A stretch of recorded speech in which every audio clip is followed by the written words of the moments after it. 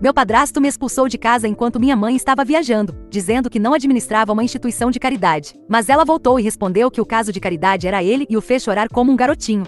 Quando minha mãe me disse que ficaria fora da cidade por uma semana, não dei muita importância, não era a primeira vez que ela precisava viajar com pouco tempo de aviso. Desta vez era para visitar sua irmã que havia sido hospitalizada. Ela se certificou de que a geladeira estivesse cheia e até me deixou um dinheiro extra caso eu não quisesse cozinhar. Antes de sair, ela me deu um abraço forte e disse que voltaria antes que eu percebesse. Eu não esperava que o marido dela, meu padrasto Gregory, fosse caloroso ou paternal na sua ausência, mas pensei que poderíamos nos ignorar por alguns dias e ficar fora do caminho um do outro. Esse era basicamente nosso acordo não verbalizado. Gregory nunca escondeu que não gostava que sua esposa tivesse uma filha, mas se casou com ela sabendo dessa informação. Ele sempre agiu como se eu fosse uma responsabilidade que lhe foi imposta. Ele estava casado com minha mãe há 6 anos naquela época, mas me tratava como se eu fosse um animal de estimação que veio com ela e que ele havia pedido para ela dar para adoção. Apenas 3 dias haviam se passado desde que minha mãe partiu quando tudo saiu do controle. Cheguei em casa depois de um turno no meu trabalho de fim de semana e encontrei meu cesto de roupas jogado no corredor e meus lençóis desaparecidos. No início pensei que talvez a secadora os tivesse engolido, note o sarcasmo, ou que ele tivesse derrubado as coisas sem querer enquanto procurava por algo. Mas quando entrei no meu quarto percebi que não foi um acidente. Ele estava empacotando minhas coisas. Gregory estava sentado no sofá assistindo a um jogo de futebol com uma bebida na mão. Quando perguntei o que estava acontecendo, ele me olhou e disse que eu já deveria entender que era uma adulta e que era a hora de agir como tal, que ele não estava administrando uma instituição de caridade e que não tinha mais motivos para continuar me sustentando. Eu disse a ele que minha mãe voltaria em 4 dias, que aquela também era minha casa. Ele deu de ombros e disse que legalmente eu já era maior de idade e que ele não tinha a obrigação de me deixar ficar sob seu teto, que aquela era a casa dele e as regras dele. A casa dele? Não era. Minha mãe a havia comprado depois de se divorciar do meu pai anos antes de Gregory sequer aparecer, mas ele acreditava que se casar com ela lhe dava direito a tudo. Quando tentei ligar para minha mãe, ele arrancou o telefone da minha mão e disse que ela estava lidando com questões familiares e não precisava que eu a incomodasse com meus dramas. Respondi que se eu fosse embora quando ela voltasse ficaria muito brava por ele ter me expulsado, mas ele apenas respondeu que isso não importava porque ela veria que eles ficariam melhores sem mim. Peguei o que pude, algumas roupas, recuperei meu telefone, meus sapatos e fui embora. Liguei para minha amiga e ela me disse para ir para a casa dela. Seus pais não adoraram ter uma convidada surpresa, mas me deixaram dormir no sofá-cama do porão. Prometi a eles que seria apenas por alguns dias. Enviei uma mensagem para minha mãe, mas não chegava, não era estranho. Para onde ela ia costumava ficar sem sinal por alguns dias, a menos que visitasse alguma cidade vizinha. No 5º dia acordei com uma notificação da minha mãe. Ela já sabia o que estava acontecendo e estava voltando o mais rápido possível. Disse para nos encontrarmos em casa na manhã seguinte. Quando cruzei as portas do meu verdadeiro lar na manhã seguinte, minha mãe estava de pé na cozinha. Assim que me viu entrar com um saco de lixo cheio de minhas roupas, ela disse: "Deixe que eu resolvo isso." Ela gritou o nome de Gregory bem alto e ordenou que ele viesse o mais rápido possível. Ele saiu do quarto meio sonolento, agindo como se tudo estivesse normal. Ele disse algo como: "Ah, então a fugitiva voltou, é?" Juro que nunca vi o rosto da minha mãe se transformar daquele jeito. Eu não precisei dizer uma única palavra. Ela se virou para ele e perguntou se era verdade que ele tinha me expulsado enquanto ela estava fora. Ele sorriu com arrogância e disse que estava apenas me dando uma lição de independência, que já era hora de eu crescer. Ela apenas o olhou como se ele fosse um completo estranho. Depois virou-se para mim e me disse para subir e descansar, que ela cuidaria de tudo. Fiquei no andar de cima como minha mãe pediu, mas era difícil não ouvir o que veio a seguir. Mesmo com a porta quase fechada, a casa não era grande, e qualquer coisa dita naquele estado seria ouvida. Percebia-se que Gregory não esperava por aquilo. Ele tentava interromper, dar desculpas, distorcer as palavras como sempre fazia, mas ela mandava ele calar a boca ou parar de mentir. Ela perguntou por que ele achava que era certo expulsar a filha dela enquanto ela estava fora. Ele disse que eu tinha 18 anos e precisava aprender como o mundo real funcionava, que ele não estava administrando uma espécie de instituição de caridade. Aquela palavra de novo, caridade. Houve uma longa pausa e então eu a ouvi dizer algo que nunca vou esquecer. "Não, Gregory, você não está administrando uma instituição de caridade. Você está recebendo uma." Silêncio que durou uns 10 segundos, depois veio uma risada nervosa da parte dele, seguida por um: "O que isso quer dizer?" Muito fingido. Ela simplesmente lhe disse exatamente o que estava acontecendo e o que ia acontecer a partir de agora. Ela o lembrou de alguns fatos que parecia conveniente para ele esquecer. Que ele havia se mudado para aquela casa depois de perder o emprego e que ela o havia deixado ficar sem pagar aluguel, que ela pagava a hipoteca, as contas, a comida e até cobria os pagamentos do carro que ele dirigia todos os dias, que nos últimos 2 anos ele não havia contribuído com mais do que algumas centenas de dólares aqui e ali, enquanto passava por empregos de meio período que sempre abandonava, que ele nem sequer havia comprado um presente de aniversário para ela nos últimos 3 anos sem usar o cartão de crédito dela. Ela perguntou diretamente o que ele achava que estava oferecendo que lhe dava o direito de expulsar a filha dela enquanto ela não estava. Gregory tentou algum tipo de defesa dizendo que cozinhava, que fazia concertos na casa e que ele era o homem da casa, mas quanto mais ele falava, mais fraco tudo soava. Ela lhe disse que ser o homem da casa não significava jogar a filha dela na rua como se fosse um problema a ser resolvido, especialmente quando quem a expulsava estava vivendo do dinheiro dela todo esse tempo. Eu nem percebi que estava chorando até que olhei para baixo e vi a frente da minha camiseta úmida. E para que conste, eu cozinhava, isso não era apenas sobre ele me expulsar. Era o resultado de anos vendo como aquele homem minava a autoestima dela pouco a pouco. Anos de comentários sutis sobre a idade dela, sobre como ela teve sorte de encontrar alguém como ele, sobre como eu era grudenta. Acho que nunca soube se ela percebia, mas agora estava claro que sim. Ela disse para ele ir embora. Isso era o que ia acontecer a partir de agora, que a caridade havia se encerrado para ele. Ele riu no começo, achou que era uma piada, mas quando viu que não era, mudou de tática. Primeiro tentou fazê-la se sentir culpada. Como ela podia fazer isso com ele depois de tudo que viveram juntos? Se ela não se lembrava de seus votos de casamento? Depois veio a raiva, que ela era uma mulher amargurada que deixava sua filha mimada mandar na casa, o que faria com que ela acabasse sozinha para o resto da vida. E quando nada disso funcionou, ele ficou em silêncio. Não muito tempo depois, ouvi a porta da frente bater com força. Mais tarde, mamãe subiu ao meu quarto com uma xícara de chá e sentou-se ao meu lado. Ela não disse muito, apenas esfregou minhas costas por um minuto e me disse que agora tudo estava bem, que eu não teria que ir embora de novo, não a menos que eu quisesse. Quando perguntei por que ela não tinha dito nada todos esses anos, ela apenas suspirou, disse que às vezes a gente quer tanto que algo funcione que ignora as rachaduras, e que às vezes a gente acredita que manter a paz é a melhor forma de sustentar um lar. Mas quando ele cruzou a linha e me machucou, ela percebeu algo importante. Não há paz em uma casa onde sua filha não se sente segura.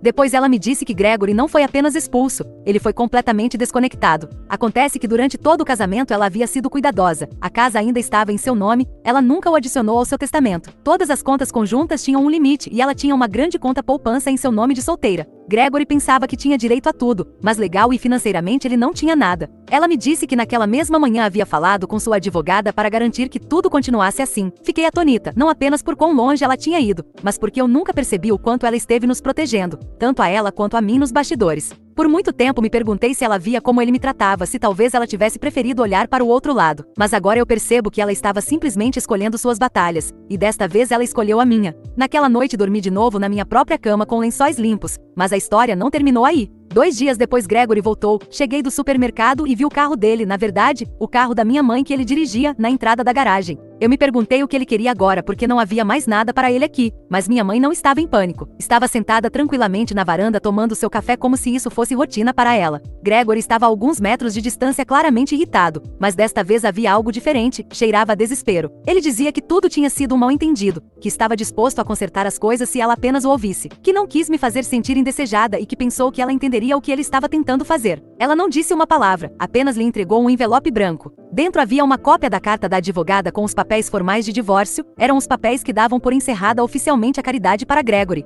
Gregory olhou para o papel e depois para ela, perguntou se ela realmente ia jogar fora 6 anos por causa de uma discussão boba. Ela respondeu que não fez nada, que foi ele quem jogou 6 anos fora, ela estava apenas fazendo o necessário. Ele tinha vindo para tentar conversar e convencê-la a deixá-lo voltar, mas teve que ir embora com os papéis na mão e a pé porque minha mãe mandou ele deixar o carro ali. Espero que isso seja o último que saibamos de Gregory, pelo menos fora dos trâmites do divórcio. Atualização: Gregory não havia retornado desde o dia em que mamãe lhe entregou os papéis do divórcio. Ela silenciou o número dele, moveu todas as suas senhas e finanças para acessos individuais, e até me pediu ajuda para configurar um novo PIN no seu cartão de débito, algo que ele costumava saber sem precisar perguntar. Pude vê-la respirar de novo pouco a pouco. Não foi fácil para ela, 6 anos é muito tempo para viver com alguém, mesmo que nem todos esses anos tenham sido bons, mas a cada dia ela ficava mais forte. Então começaram as mensagens, não para ela, ele não conseguia contatá-la, começou a escrever para mim. No início eram mensagens arrogantes, dizia que esperava que eu estivesse orgulhosa de mim mesma por arruinar um casamento e destruir uma família, que minha mãe guardaria ressentimento de mim porque eu lhe custei o casamento e que cedo ou tarde ela saberia o tipo de homem que perdeu por causa de uma pirralha mimada e convencida. Como eu, ele agia como se fosse um exemplo de homem virtuoso a ser seguido, e não um estorvo para nós e para a sociedade. Depois o tom mudou, disse que me perdoava, que eu era apenas uma menina, que sabia que eu não entendia as coisas dos adultos e que minha mãe sempre foi emocionalmente instável de qualquer forma. Também não respondi. E finalmente ele suplicou, disse que não tinha para onde ir, que estava dormindo na casa de um amigo, mas que não estava dando certo.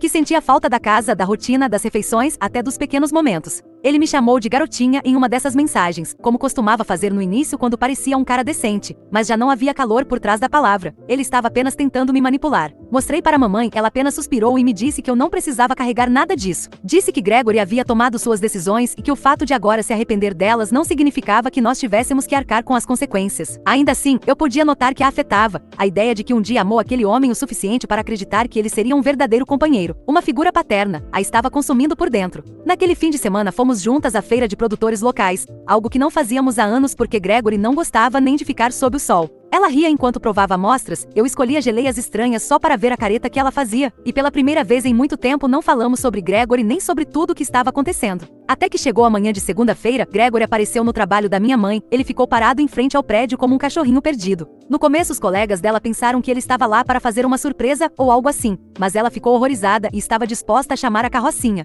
Ela passou por ele sem parar, ele a seguiu. Ela teve que dizer na frente de todos para ele ir embora, que o relacionamento deles havia acabado e que expulsar a filha dela de casa enquanto ela estava fora da cidade era um ponto sem volta. Ela disse isso alto o suficiente para que todos ouvissem e ela não tivesse que dar explicações depois. Finalmente os seguranças cuidaram do resto. Naquela noite conversamos de novo, ela me disse algo que finalmente colocou tudo em perspectiva, algo que explicava por que ela havia aguentado tanto tempo. Não era apenas amor, era culpa. Quando conheceu Gregory, ela tinha acabado de sair de uma fase difícil, anos sendo mãe solteira, lutando para pagar as contas, lidando com a solidão e se preocupando constantemente se estava me dando o suficiente. Gregory entrou na vida dela em um momento em que ela se sentia vazia. Ele era encantador, prestativo e sabia exatamente o que dizer. O típico de alguém que está tentando manipular você. Ele nunca foi agressivo, em vez disso foi se infiltrando aos poucos em nossas vidas, fazendo pequenas coisas que a faziam se sentir vista e apoiada. No começo parecia inofensivo, mas com o tempo ela começou a notar a manipulação. A forma como ele ficava de mau humor quando ela passava muito tempo comigo, os comentários sobre como era difícil sustentar a filha de outra pessoa.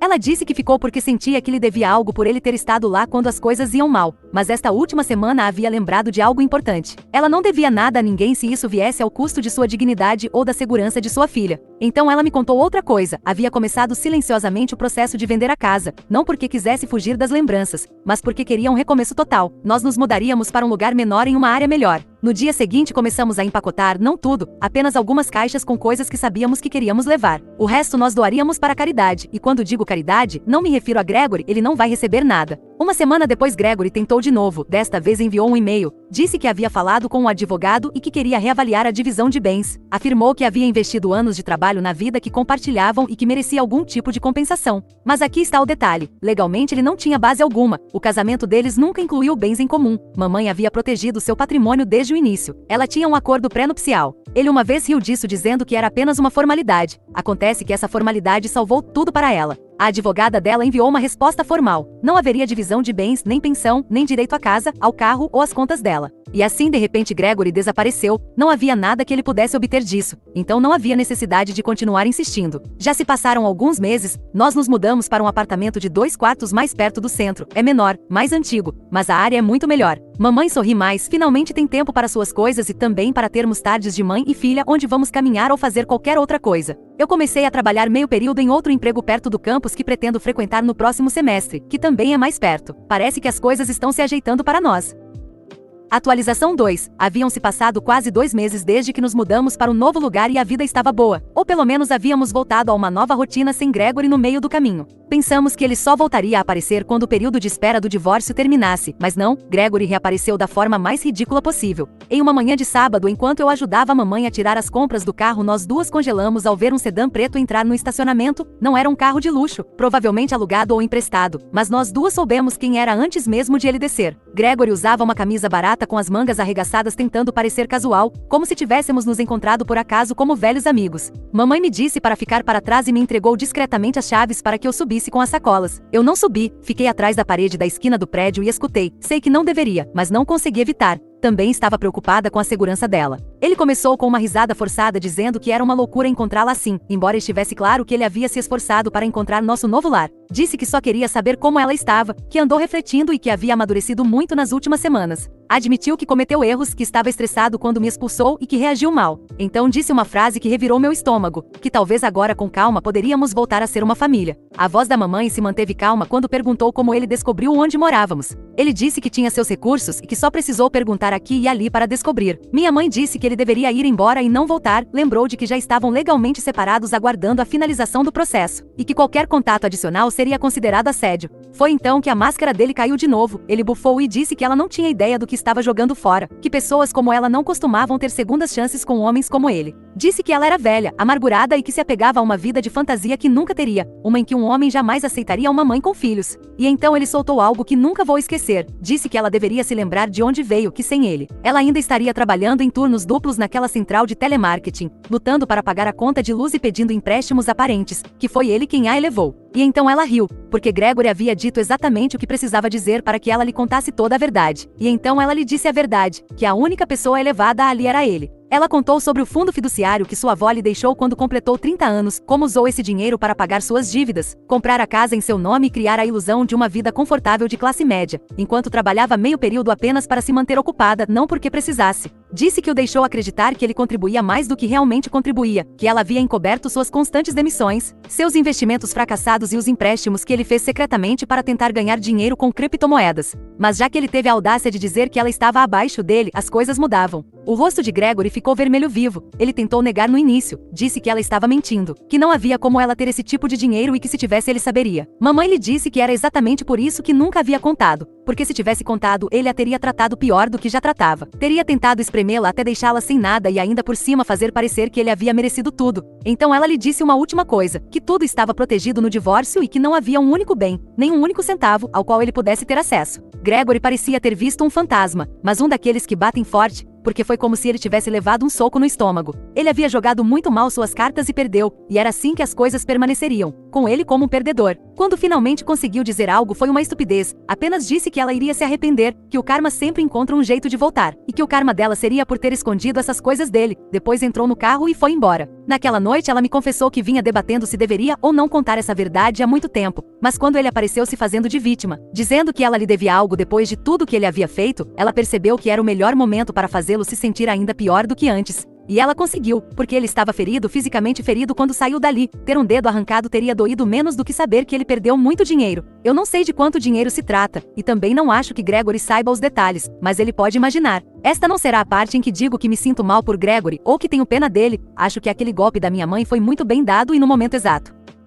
Atualização 3. Era uma tarde de domingo, eu estava sozinha no apartamento porque minha mãe tinha saído para resolver algumas coisas. E eu também estava me preparando para sair quando abri a porta e quase tive um infarto. Lá estava meu pai biológico, eu não o via pessoalmente desde os 16 anos. E mesmo naquela época, foi mais uma visita do tipo aperto de mãos em uma cafeteria do que algo que se parecesse com uma paternidade real. Ele havia se mudado para o exterior pouco depois do divórcio, um trabalho corporativo no Oriente Médio eu acho. E sua presença em minha vida se mantinha viva principalmente através de cartões de aniversário esporádicos e contatos educados e ocasionais com a mamãe. Fiquei lá atonita demais para falar, até que ele me perguntou suavemente se a mamãe estava em casa. Ela não estava, mas mesmo assim eu o deixei entrar. Ele disse que tinha acabado de saber o que havia acontecido, que Gregory me expulsou, que minha mãe o deixou, tudo. Ele soube por uma velha amiga da mamãe, alguém que o encontrou no aeroporto quando ele estava voltando para a cidade para uma visita curta. Ele nem pensava em ficar muito tempo, mas aparentemente aquela conversa mudou seus planos. Disse que sabia que não esteve presente como deveria, que sempre presumiu que a mamãe tinha tudo sob controle porque ela era forte, teimosa e nunca queria pedir ajuda, mas que se arrependia de ter deixado essa suposição mantê-lo afastado por tanto tempo. E então antes que eu pudesse dizer algo a campainha tocou.